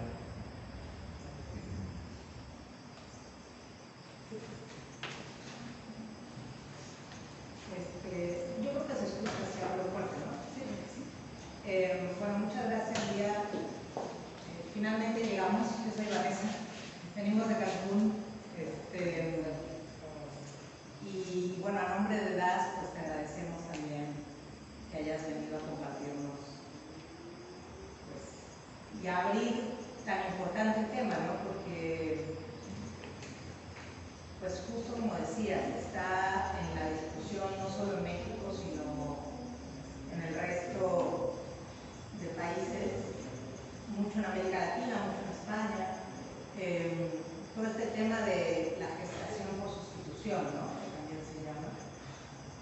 Y a mí me parece que como siempre es difícil como pensar en los grandes polos, ¿no? Y quedarse solo en un único lugar, ¿no? Creo que el tema es un tema que nos coloca en sitios como de grandes desafíos. Y bueno, yo tengo una postura personal, ¿no? Y la organización tiene una postura también, pero más allá de esas posturas, creo que el hecho de pensar, por ejemplo, en esto que decías al final sobre el parentesco, me acuerdo de las discusiones que había a comienzos del siglo XX de si personas del mismo sexo podían o no adoptar. Olvidémonos de la fertilización asistida, podían o no adoptar y cuáles eran las consecuencias psíquicas de ese acto, ¿no? Y creo que también en esta maternidad subrogada o gestación por sustitución hay como un abanico muy amplio, ¿no? Tú acabas de abrir un espectro muy grande y también hay grandes mitos y como que se le ponen cosas muy oscuras, ¿no? Si hacemos un análisis más profundo, las mujeres siempre hemos sido explotadas y seguiremos siendo explotadas en la medida en que continuemos replicando ciertas prácticas, ¿no? La pandemia del COVID pues ha sido uno de los grandes ejemplos, ¿no? Las mujeres hemos triplicado el trabajo, hemos sido las que menos salario hemos logrado retener, etcétera, etcétera, ¿no? Y algunas mujeres más que otras también, ¿no? Y ahí hay nuevas intersecciones, ¿no? Las mujeres negras, como señalabas tú, las mujeres indígenas a las que se les esteriliza sin preguntarles hasta el día de hoy, en comunidades aquí, o sea, y no con eso quiero decir que tenemos que anular todas esas problemáticas, ¿no? Evidentemente que hay que hablar de ellas, pero a mí lo que me preocupa de algunas posturas de la gestación por sustitución son los niveles de prohibición y cómo de allí también conectan con otros temas de una forma muy vulgar, ¿no? Como la trata de personas, como la explotación sexual, ¿no? O sea, hay unos trazos allí para hacer posturas políticas que se acercan mucho a los conservadurismos, incluso dentro de los feminismos, que a mí me resultan muy preocupantes y que creo que hay que ser muy cuidadosas en ese sentido, ¿no? Como que apuntar hacia allá me parece que también sería interesante en una charla como esta, ¿no? Porque si no nos quedamos de pronto con algunas parcialidades en esto. Hay cantidad de mitos, no solo las pobres son las que prestan su cuerpo porque necesitan cobrar ese dinero. Bueno, es una generalización que desde mi perspectiva es bastante vulgar. O sea, hay otros casos, ¿no? Como decimos las psicoanalistas, caso por caso, ¿no? Cada historia tiene lo propio, ¿no? Y bueno, no sé, a mí me parece muy interesante que en México se esté tratando de discutir esto y también de regular desde la Suprema Corte lo que, digamos, de regular este gran negocio, como muchos otros, como las farmacéuticas, como un montón de otros negocios, habría que regularlos. También la gestación por sustitución quizá tendría un componente importante, interesante, si se logra algún tipo de regulación a las empresas y a esta, pues, si seguimos con la idea del biocapitalismo, esta plusvalía que toman de los cuerpos de las mujeres, ¿no? Eso. Y muchas gracias. No, si quieres, y ahorita. No sé si está funcionando. ¿Qué es el ¿Dónde? ¿Aquí? el de arriba? Ese. Hola. A mí en la universidad me enseñó mi primera profesora feminista. Lo más importante que me enseñó fue que cuando se empieza a hablar de un tema se tiene que decir una postura, porque de lo contrario es deshonesto. Siempre en la manera en la que uno plantea los temas está, de una manera u otra, está hablando de la postura aunque no lo diga con palabras. Sencillamente estás planteando que hay unas opciones limitadas cuando perfectamente puede haber muchas más opciones. Y esas tres opciones te llevan al camino que opina el hablante. Entonces yo, bajo esta perspectiva, yo soy profundamente anti-gestación subrogada. Eso para empezar antes de hablar, para que no le quede a nadie duda, mientras yo hablo, de cuál es mi postura. Ahora, también del mismo modo soy profundamente anti anticapitalista y profundamente antitrabajo. Me parece muy deshonesta la argumentación de, ay, bueno, pero si es que si tú también ya vendes tu trabajo 45 horas al día a una empresa. Y eso no está bien. Eso no está bien. Eso está profundamente mal en el momento en el que hay una sociedad de clases, es decir, una sociedad capitalista, en la que hay gente que tiene que trabajar solo para poder vivir y a otra gente que no tiene que hacerlo y por tanto explota a estos. Eso ya es una diferencia que me parece aberrante. Entonces, partiendo de que ya el trabajo está mal, el trabajo en sí está mal, el trabajo reproductivo está peor. Vamos a dejarlo así. ¿Por qué? Porque nunca hay una libertad real en el momento en el que tienes que sobrevivir. Si yo me estoy muriendo de hambre, voy a prestar mi cuerpo para que le hagan lo que quieran con tal de que yo pueda sobrevivir. Eso no es una decisión con libertad. Del mismo modo que tenemos con edades de consentimiento, porque tenemos en cuenta que la gente en ciertas circunstancias no puede consentir, gente en situaciones de pobreza extrema tampoco puede consentir. Su consentimiento está corrompido. Entonces, bajo esta idea, bajo esta opinión mía, esta postura mía, yo planteo la siguiente pregunta. ¿Cómo pueden llamarse feministas las feministas que están a favor de la gestación subrogada cuando lo que están planteando es una liberación de la explotación de la clase obrera? Es decir, ellas se liberan de la tarea de reproducción siempre y cuando las más pobres no les quede de otra más que hacerlo o se morían de hambre. Y la segunda parte de esta pregunta es, ¿y cómo plantean esto como algo nuevo cuando esto es lo que se lleva haciendo durante la colonización durante ya muchos siglos? El patrón violaba a todas las indígenas, a todas las negras para tener más esclavos y más mano de obra.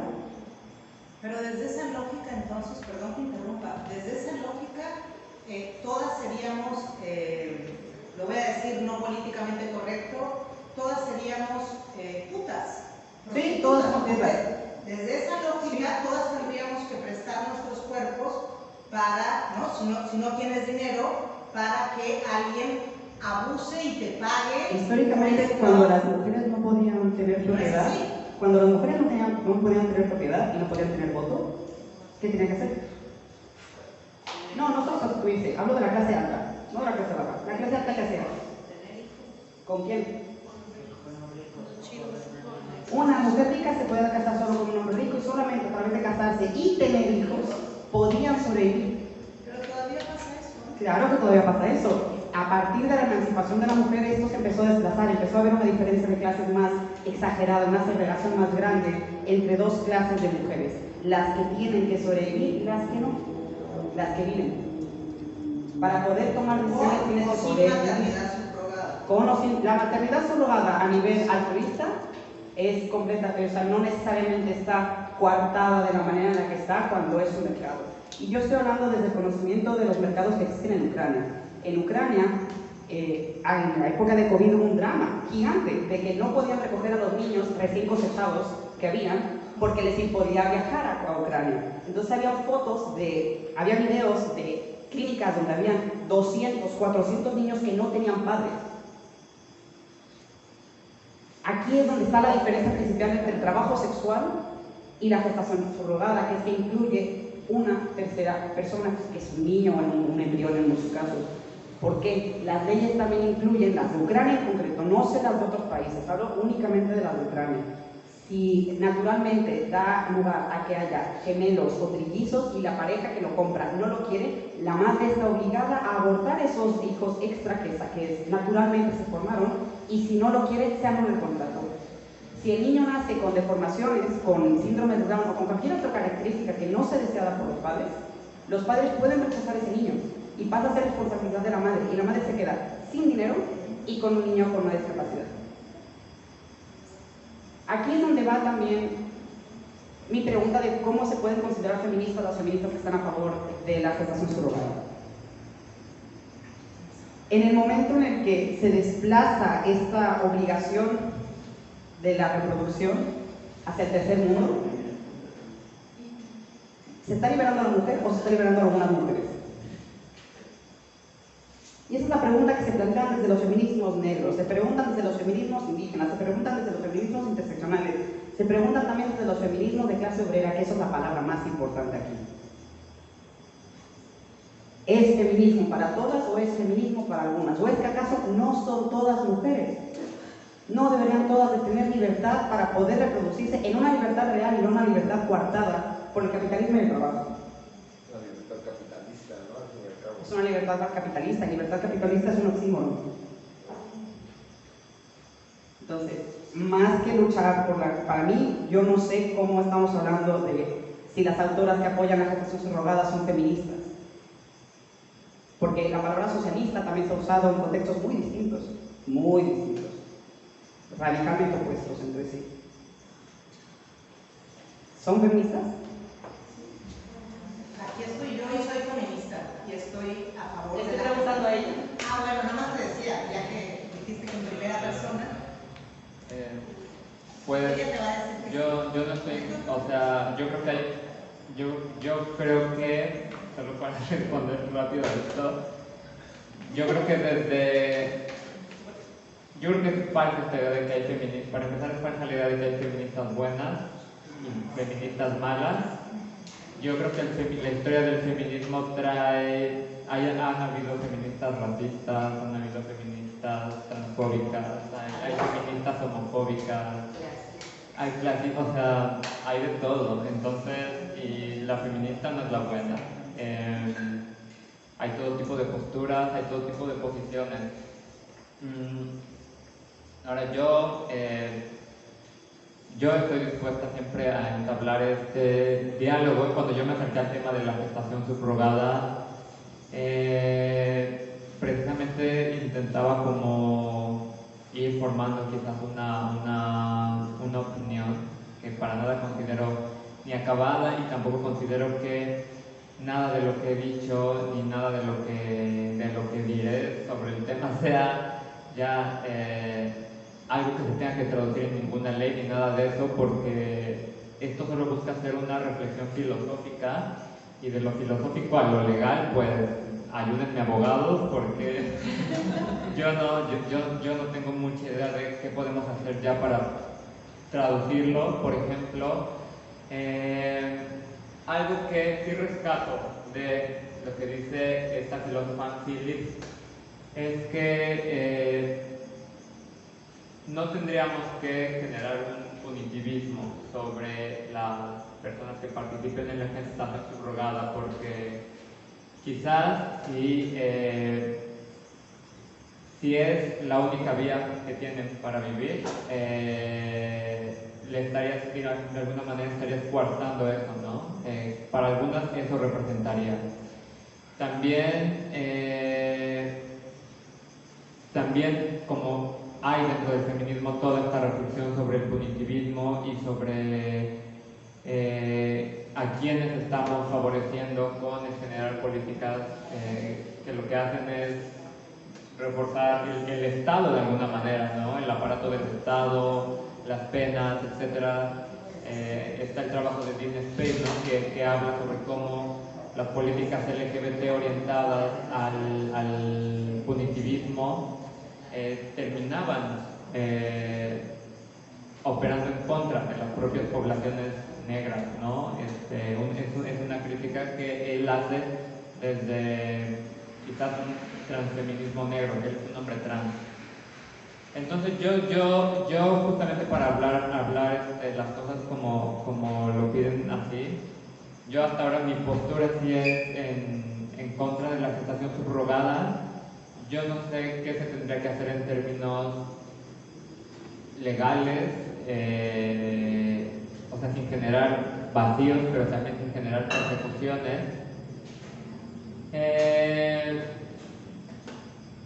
Sin embargo, algo de lo que sí estoy convencida, y argumentos que generalmente me encuentro, es que, por ejemplo, hay quienes argumentan que como siempre ha existido o ocupan como la lógica del digamos que cuando pasó lo del aborto, ocupan algo muy similar que pasa con el aborto. Cuando pasa lo del aborto siempre se argumenta, por ejemplo, que había una argumentación de corte sociológica de pues necesitamos garantizar el aborto porque están muriendo muchas mujeres, ¿no?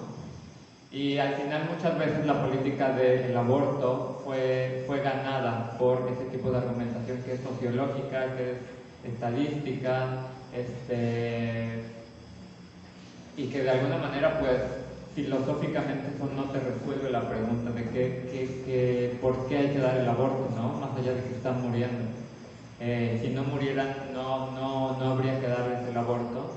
Y el aborto se consiguió por filosóficamente se resolvió pues como un argumento de autonomía corporal, de que el derecho al aborto iba a aumentar la autonomía que tenían las mujeres sobre su propio cuerpo. Yo he escuchado muchas veces la argumentación en el caso de la gestación subrogada, que se busca hacer un argumento similar, sociológico, diciendo que estos mercados existen y como existen van a seguir existiendo y pues hay que regularlos, ¿no? Y yo creo que de fondo, filosóficamente, eso no te resuelve una vez más la pregunta, ¿no? Es una vez un avance desde la sociología. Y bueno, yo como lo he planteado aquí, yo considero que la gestación subrogada limita la autonomía corporal de las mujeres y en ese sentido no la considero un proyecto que tendría que ser viable. Y en ese sentido hay una, o sea, a mi parecer hay una limitación de la autonomía corporal inmediata. Y por otro lado han estado estas otras reflexiones de que qué tan autónomas son estas decisiones que pasan en contextos de extrema desigualdad. Bueno, esa pregunta es el debate que ha tenido la sociología y que también ha atravesado la filosofía, y que es esta pregunta y esta tensión entre la estructura y la agencia, ¿no? ¿Qué tanto el sujeto es dueño de sus propias decisiones o qué tanto es el contexto social? Y yo, es un polo muy enviciante, pero yo prefiero pensar en racionalidades acotadas, ¿no? En agencias acotadas. Ni el sujeto está completamente determinado, pero tampoco es el sujeto liberal que se ha hecho como su pensamiento lo ha dictado, ¿no? Y en ese sentido yo creo que pues, es falso decir que lo que estamos viendo en la gestación subrogada es una autonomía absoluta fuera del contexto social, pero también diría que hay mujeres que están ahí decidiendo, ¿no? En una noción de decidir bastante acotada, ¿no? Bueno, y eso por lo que se estaba debatiendo de qué tan autónomas son estas. Yo preferiría tomar una idea de que o de pensar quizás la libertad como o la autonomía como la oportunidad de ejercer distintas capacidades, ¿no? O sea, qué tan libre es la persona, pues en la medida en que tenga distintas capacidades para elegir. Y yo creo que en el caso de la gestación subrogada tal vez la pregunta es qué tanto las mujeres que ahí están o han estado o estarán tienen más oportunidades que solo la gestación subrogada para estar. Yo no tengo esa pregunta y digo, yo no tengo esa respuesta, pero tampoco me compro la idea de que solamente con dar un consentimiento informado ya nos quitamos de encima las implicaciones políticas y filosóficas de quienes están ahí. Por otro lado, estoy de acuerdo, o sea, yo lo que hablo sobre gestación subrogada, no quisiera que se tomaran estas palabras para traslaparlo al tema del trabajo sexual, que de pronto creo que es un poco mi miedo, y ahí es el miedo de otras personas, que el tema de la gestación subrogada pueda ser inmediatamente transportado las mismas reflexiones al trabajo sexual. Creo que ese tema requiere tratarse de otra forma, hay muchas más cosas de por medio, el trabajo sexual es muy diverso. Y pues nada, esto que he dicho no va para allá. Y estoy completamente de acuerdo en que tendríamos que alejarnos de cierto conservadurismo cuando planteamos el tema de la gestación subrogada. Yo misma en mi trabajo lo he intentado hacer porque, por ejemplo, muchas oposiciones a la gestación subrogada desde el feminismo radical vienen de generar un esencialismo sobre cómo tendría que ser la relación con la maternidad. Es decir, ellas dicen que madre debería de ser solamente la que pare, etc., ¿no? Entonces ahí hay un esencialismo que plantean las feministas radicales. Yo no me anclo en eso. De hecho, la misma filósofa Phillips señala que muchas oposiciones a la gestación subrogada vienen de generar esencialismos de género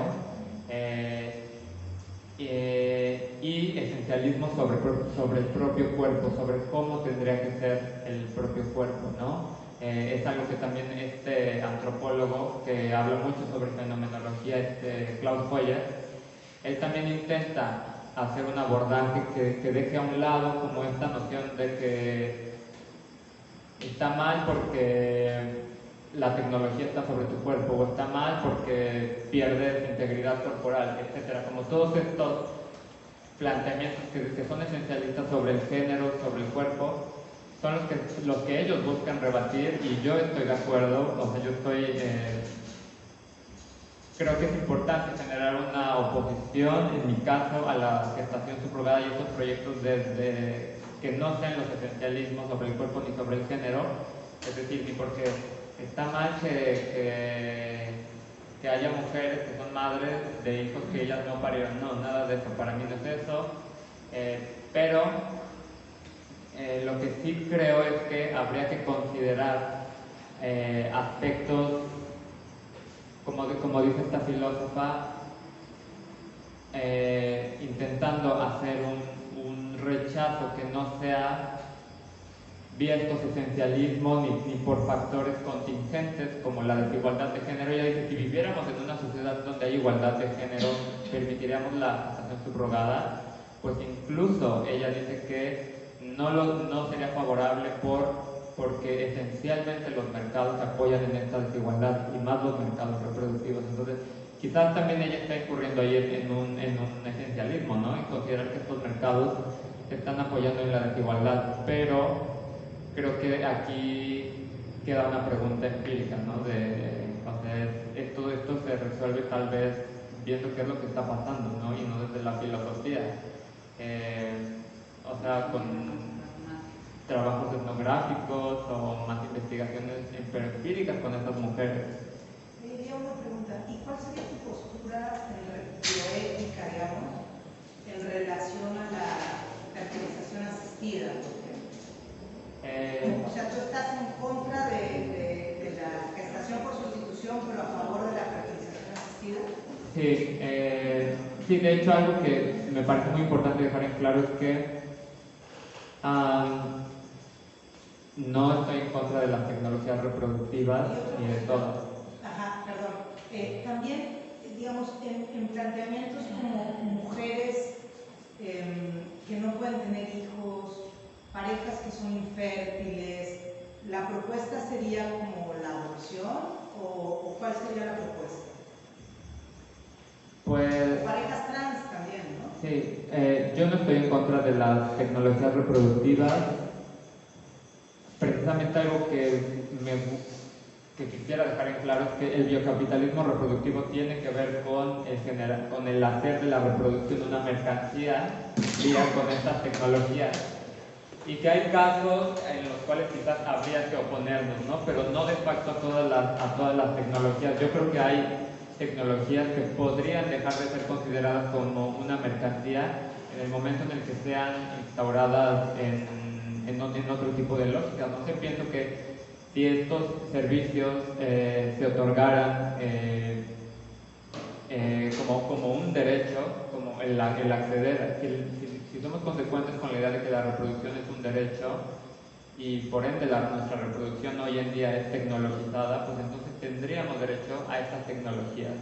Entonces yo estoy a favor de la fertilización in vitro, estas sí, específicamente de la gestación subrogada no. Y bueno, en el caso de la otra pregunta, yo creo que habría que ver qué tipo de infertilidad es, ¿no? Porque hay infertilidad que es porque puedes formar el óvulo, pero las trompas, hay un problema en el canal de las trompas de falopio, entonces tú puedes obtener el óvulo y el espermatozoide lo tienes de tu papá. O sea, hay formas en las cuales, o sea, vaya, no toda la infertilidad se resuelve con la gestación subrogada, está lo que voy. Depende el tipo de infertilidad, pero hay infertilidades que se pueden resolver sin recurrir a la gestación subrogada, ¿no? Y en el caso en el cual quizás el último horizonte es la gestación subrogada, como se lo preguntan las teóricas de la gestación subrogada, que si bien es verdad que el derecho a tener hijos, o más bien el tener hijos es un derecho, ellas reconocen que lo que defiende la justicia reproductiva es el derecho a tener hijos, el derecho a no tener hijos y a tenerlos en ambientes libres y seguros. Entonces dicen, si bien el derecho a tener hijos es algo que reconocemos, pues tenemos que preguntarnos si es un derecho absoluto y si puede ir por encima de vulnerar los derechos de otras personas, ¿no?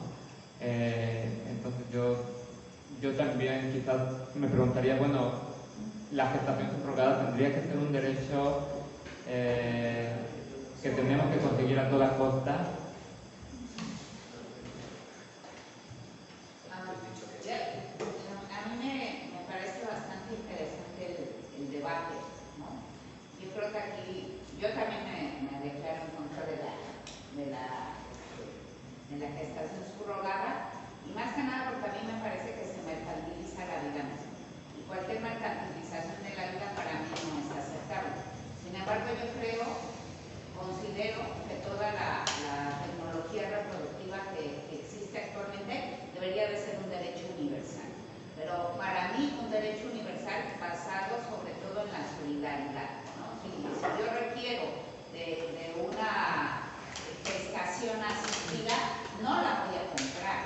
Me va a ser otorgada de manera solidaria por una persona que quiera llevar a mi hijo dentro. Pero desde mi punto de vista la mercantilización es ahí donde todo se pervierte. Se pervierte de manera terrible a los grados que llegamos actualmente. Entonces, en ese sentido hay que legislar. Sí necesitamos legislación, porque así como hay mercado negro de órganos, hay mercados negros de niños. Y se está haciendo una mercantilización espantosa. Pero sin embargo, para llegar a esta legislación, yo creo que necesitamos este tipo de debates y muchísimos más debates que impliquen también enfoques éticos. A mí los morales, con la moralidad no estoy muy de acuerdo. Yo creo que más bien hay que plantear una ética profunda, enraizada en la vida, ¿no? Y desde ahí, y de proteger la vida no solo de las personas, sino de todos los seres vivos que habitamos el planeta.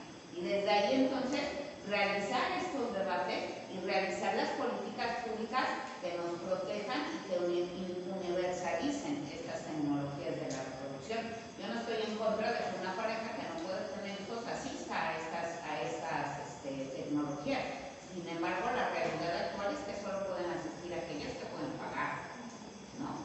Entonces, como que ahí en estos debates y en esas políticas públicas hay que ser muy cuidadosos y hay que tener una perspectiva sumamente amplia, ¿no? Y entonces, desde esta mercantilización de la vida, mercantilización no solo del cuerpo de la mujer, porque ahí lo que estamos haciendo es mercantilizar el cuerpo de la mujer desde el supuesto de que está en su derecho porque es su cuerpo, pero en realidad es una mercantilización. Entonces, como que desde mi punto de vista habría que incluir todos estos elementos en los debates, todos estos elementos para poder legislar de manera adecuada para todos. Y entonces de ahí mi duda es cómo podemos en un país como México llevar este debate a ese nivel de profundidad en el que todas nos veamos incluidas. Me gustaría nada más agregar algo a este gran comentario, que creo que valdría mucho la pena analizar la psicología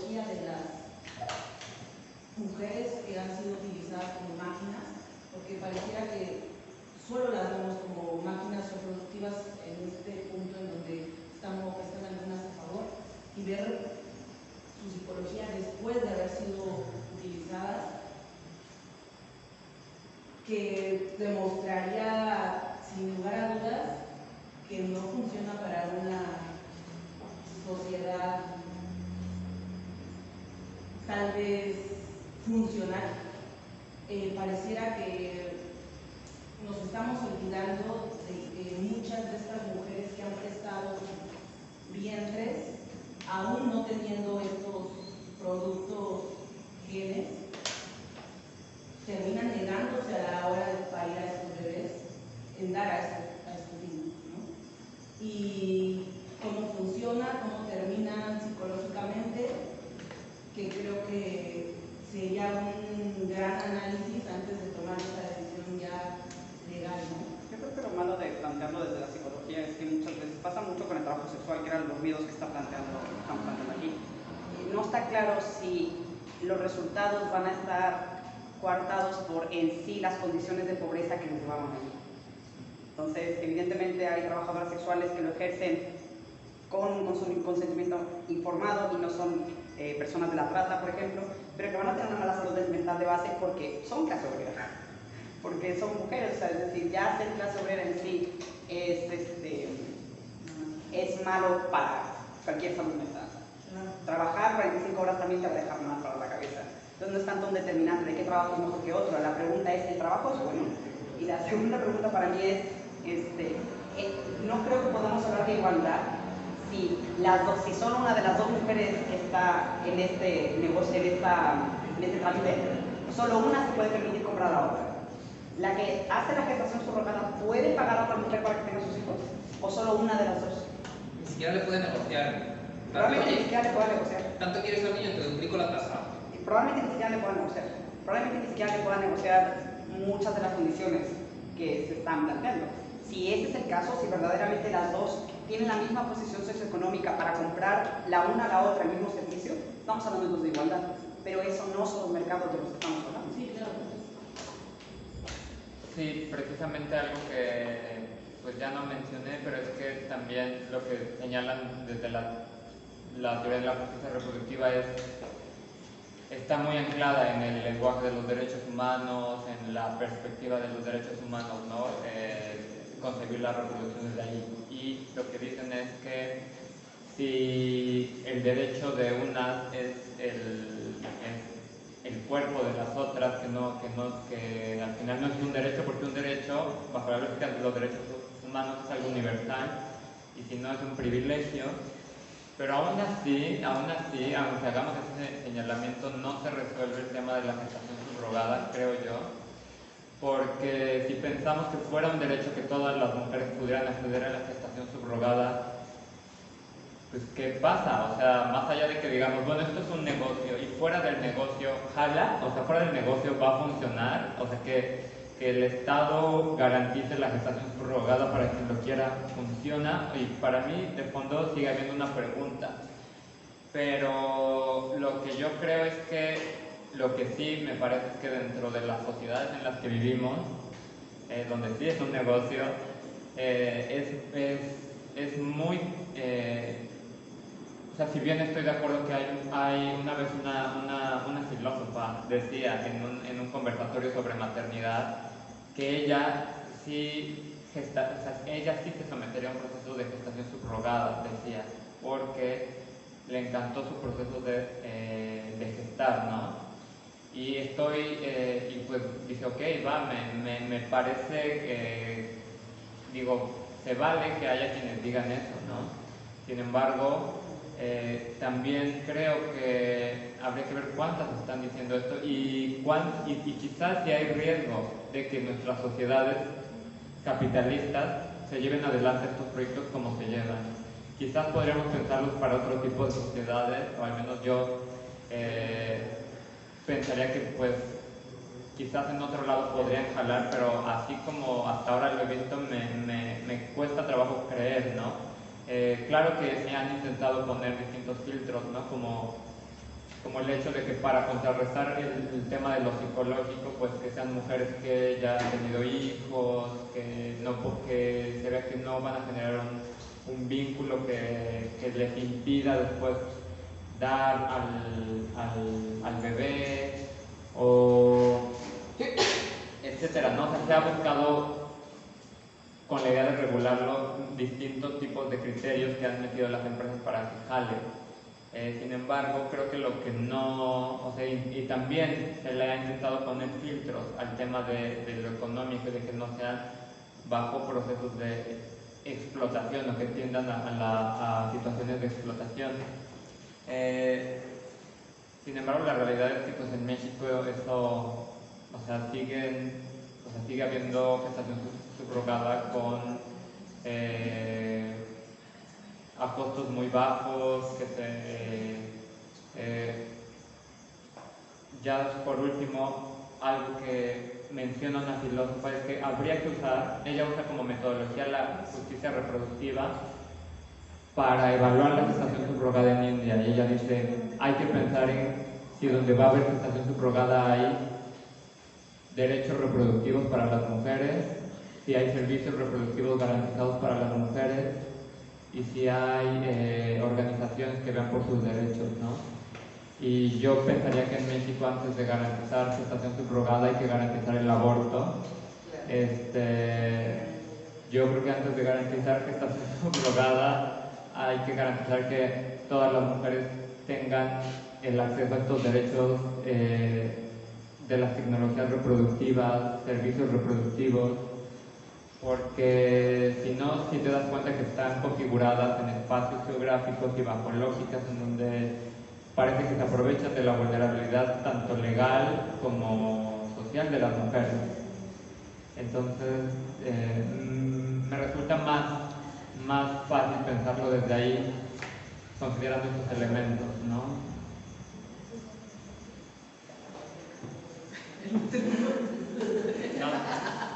Esta es corta. ¿Has encontrado etnografías o estudios de campo sobre personas que hayan participado en esto y que no estén seriamente patrocinadas por las empresas que lo promueven? Pues en lo que yo he leído sí hay algunos trabajos etnográficos, y en algunos son trabajos que retomaron trabajos etnográficos. Y bueno, lo que dicen es que sí hay, o sea, la mayoría de las mujeres que acceden ahí lo hacen por una necesidad económica, ¿no? Al menos es lo que dicen estos trabajos. O sea, que están ahí en el caso de India, que es lo que más he trabajado, por garantizar acceso a la salud o garantizar la educación. O sea, sí hay quienes han documentado que están ahí por eso, ¿no? Y que así es como lo externan. Hay otros casos en donde, en el caso de la venta de óvulos, hay un doble discurso, en donde hay un discurso de que consideran que están ayudando a las mujeres en el proceso de la reproducción, pero el discurso económico es algo que nunca se va, ¿no? Está ahí como algo que de alguna manera está también influyendo, más allá de que podamos considerar otro tipo de factores. Bueno, ya creo que ya olvidé qué más iba a decir. Sobre la justicia reproductiva, lo único que quería decir era que si algún día existe esa tecnología, yo le dono mi útero y mis óvulos a quien los quiera. Y estoy segura, cada vez que se habla de esto en algún foro trans, tienes un chingo de chavos trans diciendo exactamente lo mismo. Evidentemente no es un modelo que se pudiera plantear, pero se olvida muchas veces a los hombres trans en la ecuación, tanto de la conversación de la justicia reproductiva, como de la gestación subrogada, como de incluso las posibilidades de reproducción entre parejas trans. Es decir, no hace falta que si una mujer trans congela su esperma, se vaya a usar después en una tercera persona. Se puede usar entre parejas trans y hay un derecho limitado en el momento en el que no se pueda hacer sin asistencia. Entonces, realmente creo que más bien es que todas estas problemáticas están planteadas desde unas opciones muy limitadas, que están vistas a las personas del tercer mundo o de clases bajas, como lo es la mayor parte de la gente trans, no son el protagonista de esta conversación. El protagonista de la conversación son las libertades de las personas que lo pueden comprar y que precisamente son las que crean ese mercado. Y ya, o sea, hablando de la gente trans, en parte también, si estoy trabajando esto, fue porque yo veía mucho un discurso de las feministas transfóbicas que se oponían a la gestación subrogada, adjudicándole el proyecto de la gestación subrogada a las personas trans, como si fueran las personas trans las que dicen que el proyecto de la gestación subrogada es parte del proyecto que promueve a la transexualidad, ¿no? En pocas palabras, solo que se les olvida que la mayoría de quienes consumen esto son personas cis heterosexuales.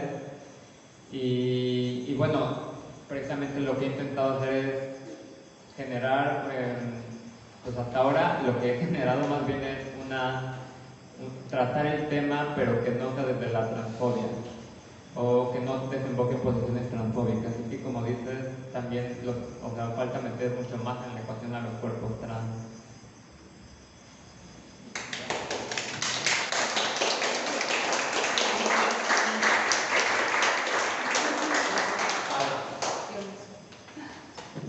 Hola, muchas gracias. Muchas gracias por venir. Nada más se quería agregar, muchas gracias a Edgar, a Civil Cine por el espacio. Vengan, sigan sus páginas, va a ser todas bien padres. Le quieren pedir también, se quieren dejar una aportación para el lugar, porque